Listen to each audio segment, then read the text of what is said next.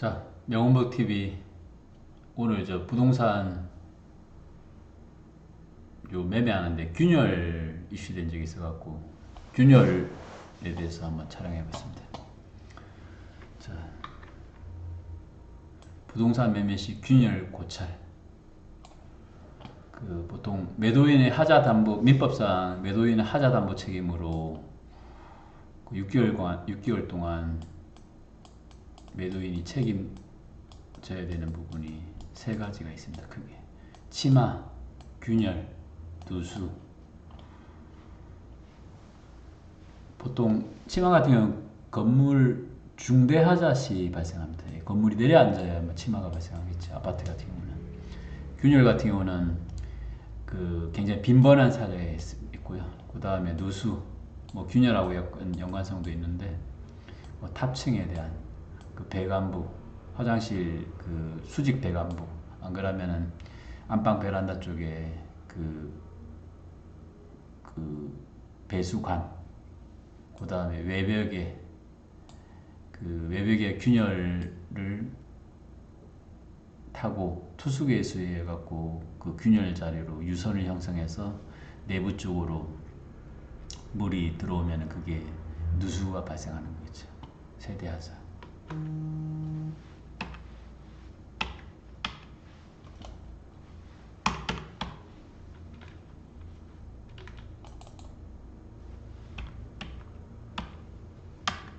자, 그리고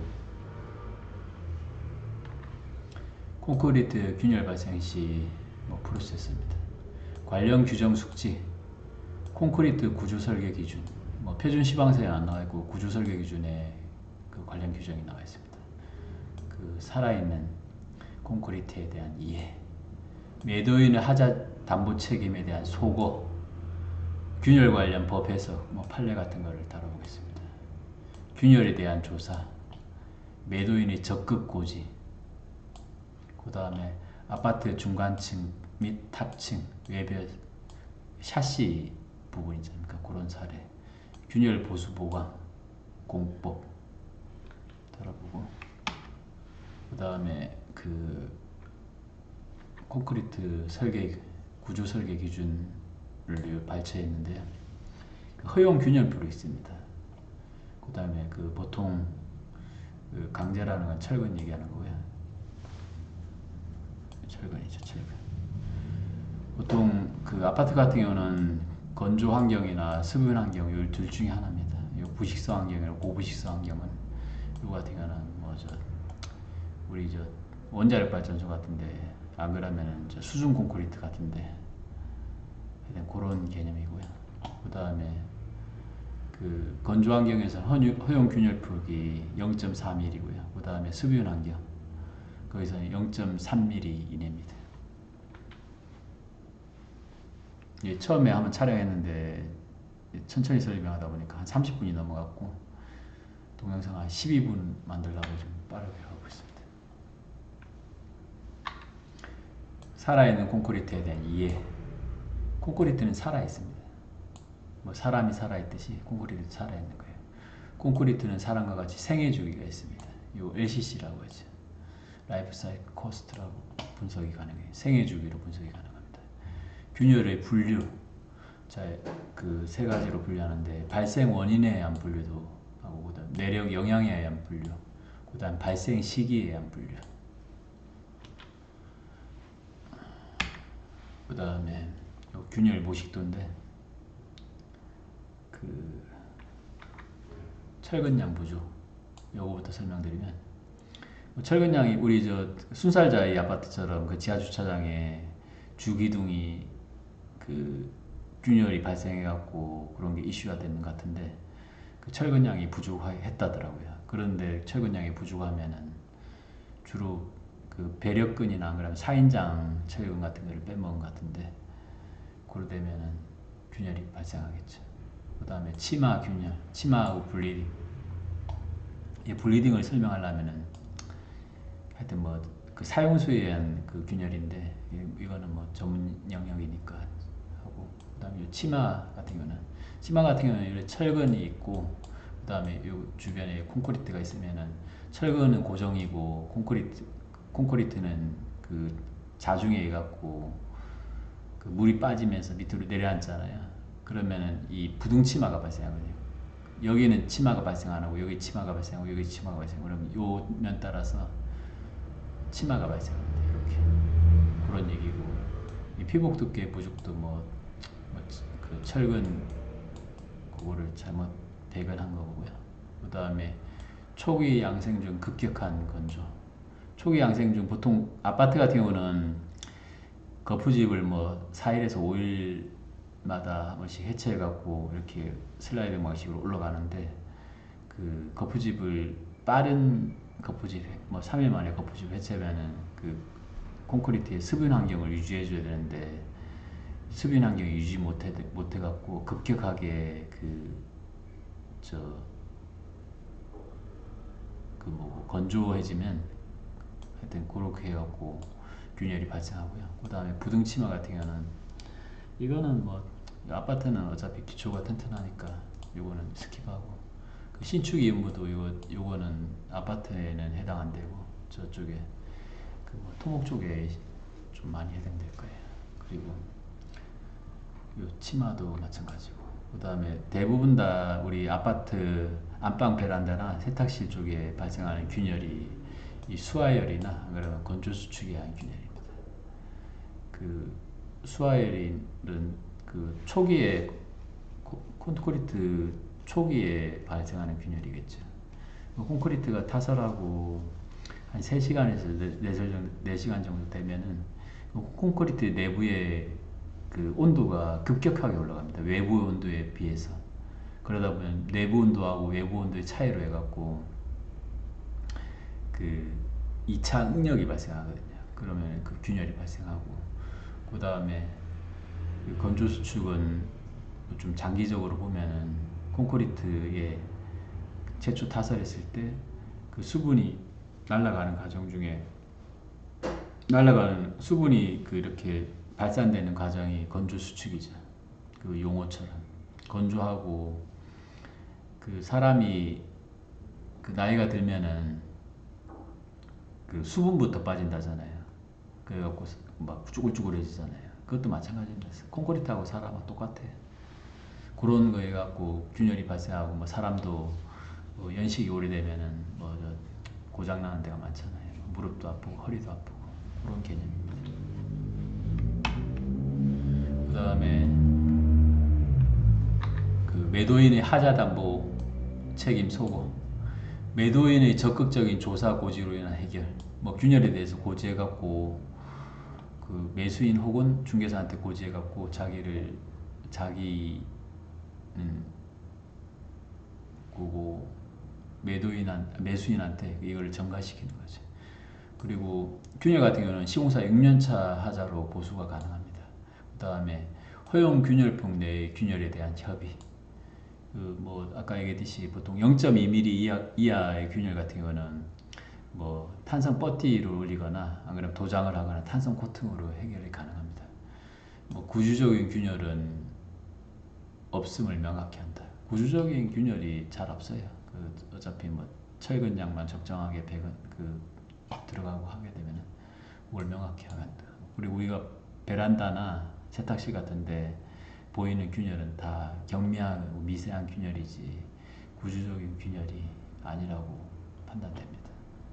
뭐 전문가의 조언 영역으로 들어가면은 균열이 누수로 확장성에 대한 이해, 공용 부분 옥상 있지 않습니까? 옥상 부분이나 외벽도 공용 부분이죠. 그 균열이 발생하면은 그 균열을 바로 보수 안 하게 되면은 그 균열이 계속 인장해 갖고 벌어져 갖고 그 수분 환경에 계속 노출되게 되면은 만약 비가 계속 오게 되면은 그 균열에 그 물이 유입돼 갖고 안 그러면은 이산화탄소 같은 게 노출되잖아요. 그러면은 콘크리트가 중성화되죠. 그래갖고 누수로 발생하는 경우가 있고, 그 다음에 균열 관련 법 해석. 균열 관련 법 해석 요거 설명드리겠습니다. 균열 관련 최선은 원만한 합의입니다. 원만한 합의. 균열폭 0.3mm 미만의 균열 분정, 입주자 대표하고 시공사 간의 분쟁인데, 이게 시공사 주장은 콘크리트가 균열이 발생하니까 허용 균열폭 내 미세한 균열이라서 문제없다고 주장했고, 그 다음에 입대위 주장은 미세한 균열도 시간의 흐름에 따라 이산화탄소 혹은 빗물 침투로 구조체의 내구력이 저하되고, 균열이 발생한 콘크리트 외벽에 미관이 저해되고, 그 다음에 시공 후에 외벽에 표면 처리 공법으로 보수를 할 수 있었으나 그게 굉장히 미흡하게 됐다, 그런 주장을 펴갖고 이 입대위 측에서 이겼다고 승소가 됐다더라고요. 이거 같은 경우는 굉장히 0.3mm 의 균열이니까 시공사에서는 그 균열에 대해서 0.3mm 균열에 대해서 봉합을 해주고, 봉합이라는 거는 콘크리트 거기다가 시멘트 계열의 탄성 버티를 올려서 도장을 해주면 되겠죠. 그렇게 하고 처리됐다고 하더라고요.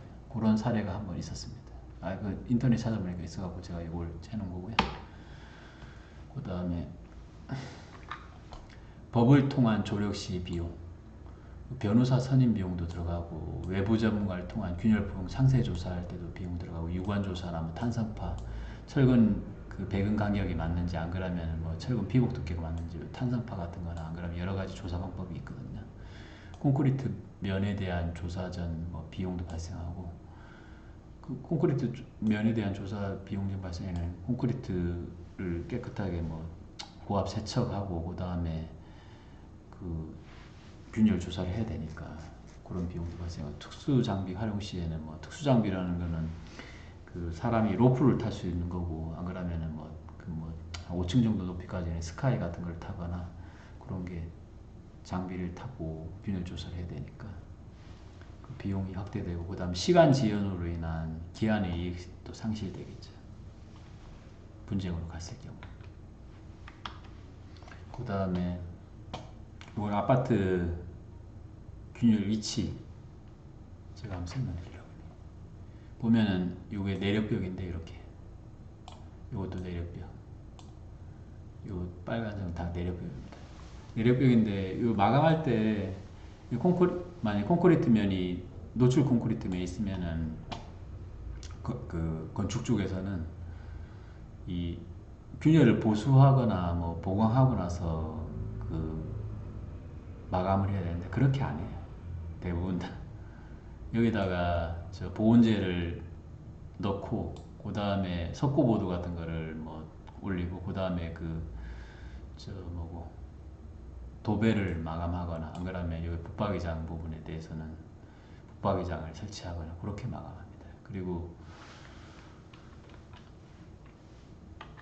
안방 이렇게 3베이 판상형 같은데, 안방 요 베란다 공간 있는 경우도 있잖아요. 그러면은 여기에 벽체 부분이 노출되거나, 안 그러면 슬래브 있잖아요, 천장 부분이 노출되거나, 안 그러면 요 세탁실 같은데 이런데 벽체나, 안 그러면 천장 부분이 노출되잖아요. 그런 균열은 육안으로 확인이 가능하죠. 근데 그 균열 자체가 대부분 다 미세한 균열입니다. 경미한 균열이죠. 0.2mm 이하 균열입니다. 0.2mm 이하 균열은 인젝션 같은 것도 안 돼요. 주사기 놓는 거 있잖아요. 그런 걸 인젝션이라는데, 그런 것도 안 돼요. 0.3mm 이상이 돼야 주사기 꼽았을 때 약액이 주입이 됩니다. 그러니까 이런데도 균열을 다 조사하면 다 있을 건데, 여기에 이렇게 있듯이 여기에 있듯이 그렇게 그냥 미관상으로만 수료하면 괜찮으니까 그렇게 신경 안 쓰더라고요, 건축 쪽에서는. 그 다음에 균열 조사로 고지로 위험인자 소가, 이 매도인 입장입니다.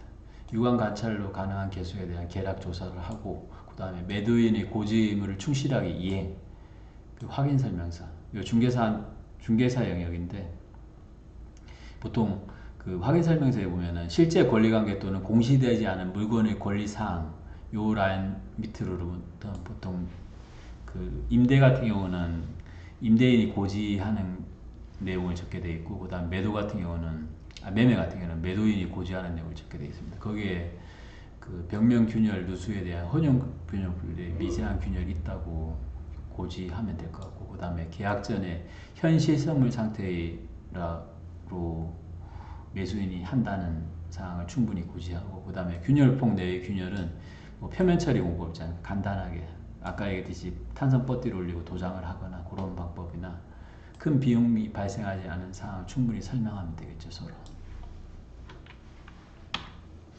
그 다음에 중간층, 탑층, 단독주택. 아파트 중간층 균열 같은 경우는 그 슬래브, 그 천장 부분이죠. 그런 거는 위층하고 뭐 관련도 좀 있다는 얘기고요. 그다음 벽면 같은 경우는 그 균열이 발생하면은 습유는 환경이 계속 노출되면은 그 안쪽으로 누수로 확산될 수 있는 얘기고요. 그 다음에 아파트 탑층 균열. 탑층 같은 경우는 공용 공간 하자거든요. 옥상 방수 뭐 미흡하거나 뭐 옥상 방수가 훼손되거나 그런 하자겠죠. 그다음 벽면 같은 경우는 뭐 아까 똑같은 얘기고. 그다음에 단독주택 같은 경우는 보통 그 에폭시 방수를 해갖고 우리 저 옥상에 올라가면은 뭐 저 높은 데 올라가면은 그 옥상 부분에 뭐 파란색, 뭐 녹색 그렇게 막 보이잖아요. 옥상 부분 다 에폭시 방수거든요. 그 에폭시 방수는 그 완전한 방수가 아니라서 보통 한 3, 4년 혹은 뭐 4, 5년마다 한 번씩 방수를 꾸준하게 뭐 유지해갖고 클리어런스를 유지하는 거죠. 그 다음에 균열 보수 보강 공법. 보수 현 상태를 유지하는 겁니다. 균열 발달을 더 이상 안 되게 억제하는 거겠죠. 그 다음 보강 구조체의 강도를 증진하는 효과가 있습니다. 그 다음에 보수 방법에 대해서 설명드리면, 보수 방법 투수계수를 K치죠. K를 고려한 선택입니다.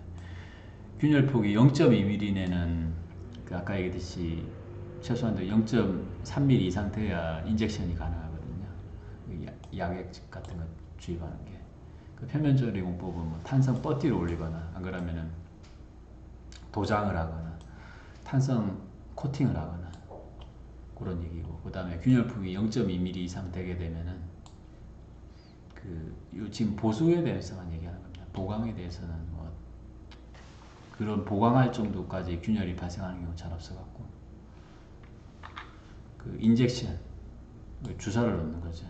약액 주입 공법이거든요. 안 그러면은 그 균열 부위를 V 커팅하는 거죠. 만약에 이렇게 균열이 있으면은 이렇게 균열이 발달되면 요 부분을 이렇게 V 커팅을 합니다. 그래갖고 그 안에 콘크리트가 중성화된 부분 있지 않습니까? 안 그러면은 뭐 계속 그 균열이 발달하는 부분 이런 거를 패칭을 해요. 패칭 다 긁어내는 거죠. 브레카 같은 거로 해갖고 다 긁어내고 여기 단면을 뭐 급경 시멘트 같은 걸로 또 그 충진해갖고 마감하는 거죠. 마감하고 안 그러면은 이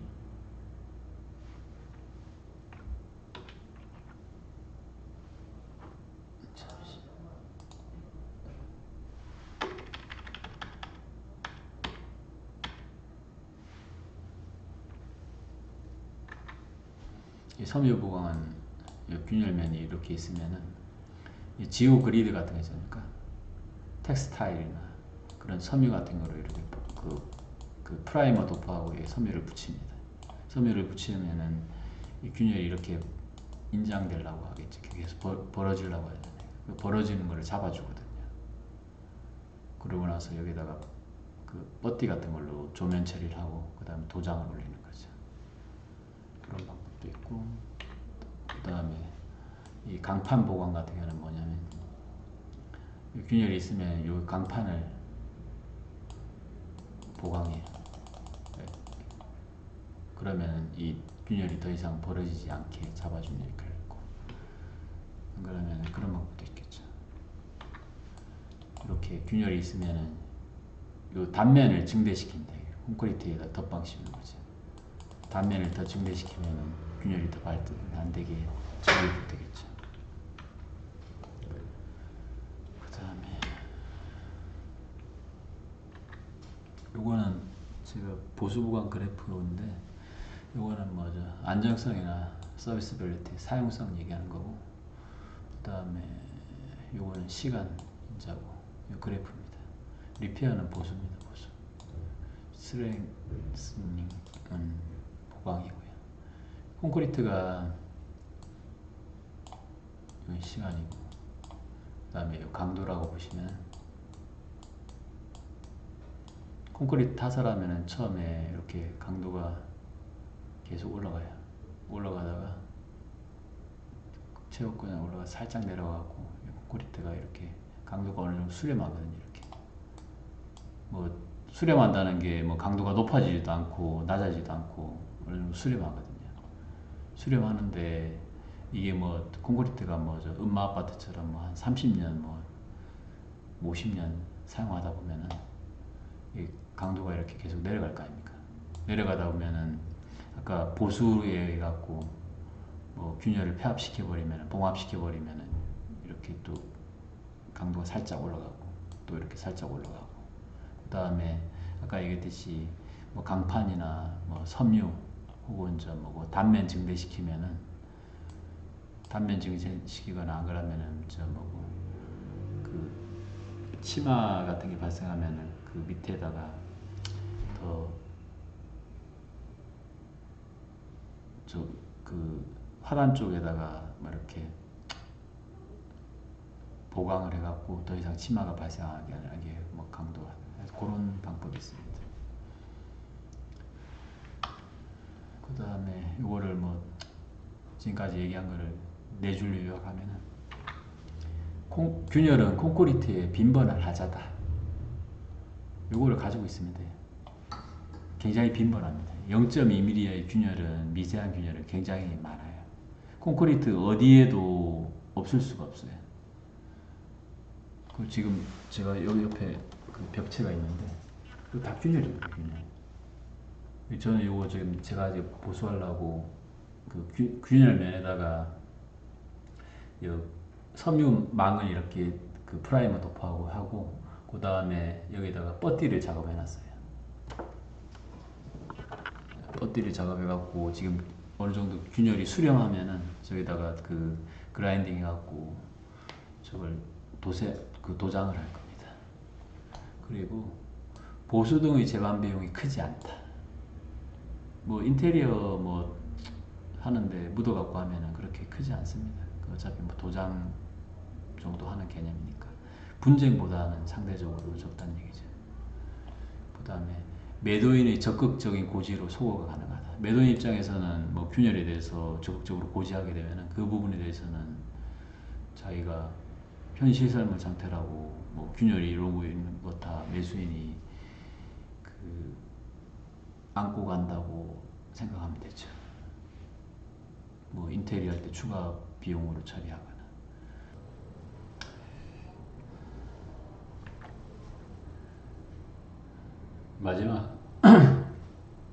마지막은 Nothing special about me입니다.